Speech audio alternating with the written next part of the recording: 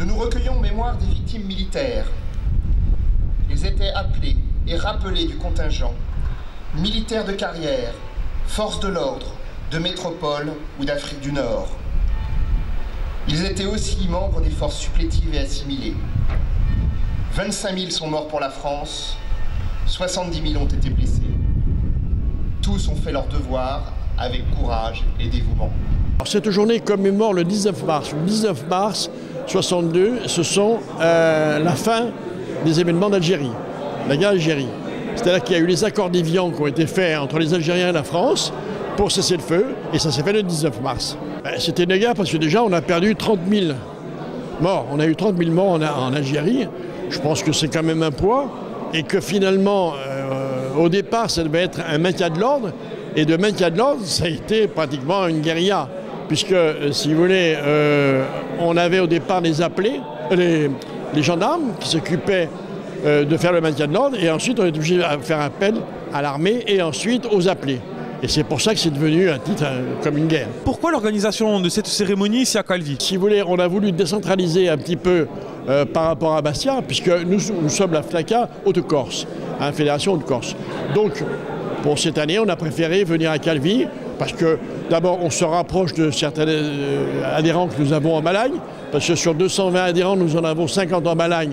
Donc on a estimé que cette année, on ferait ça en Malagne, et on est venu à Calvi, qui est la sous-préfecture. Il ne faut pas l'oublier non plus. Il y a toujours un devoir de mémoire qu'il est intéressant de perpétrer dans les années qui viennent.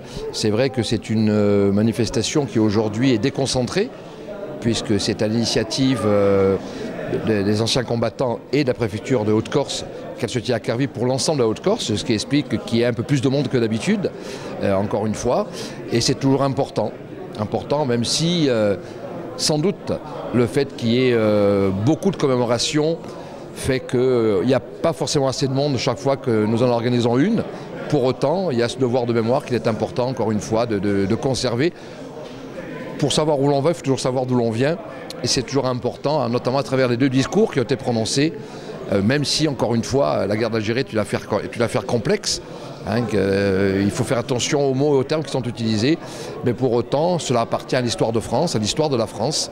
Il était important pour celles et ceux qui ont eu à en pâtir, qui ont eu à en souffrir, pour les presque 30 000 morts et pour les dizaines de milliers de blessés, d'orphelins, de veuves, de parents éplorés, qu'encore une fois, on leur rend hommage aujourd'hui. La mémoire est une chose essentielle de notre vie. Il faut se souvenir du passé pour ne pas recommencer les mêmes erreurs dans le futur. C'est pour ça qu'il est important d'avoir ce type de cérémonie. C'est d'autant plus important que nous avons encore beaucoup des anciens combattants qui sont vivants, de ceux qui en ont souffert, aussi bien en tant que militaires ou en tant que civils. Et donc leur dire toute l'affection et tout l'attachement qu'on a pour eux est essentiel. Une guerre donc qui n'a pas toujours porté ce nom, c'est aussi important aujourd'hui de remettre en avant cette guerre qui en a été une.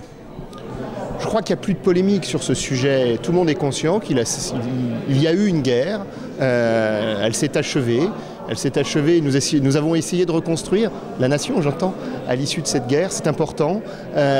Aujourd'hui, il faut se tourner encore une fois vers ce devoir de mémoire, ne pas recommencer les mêmes erreurs.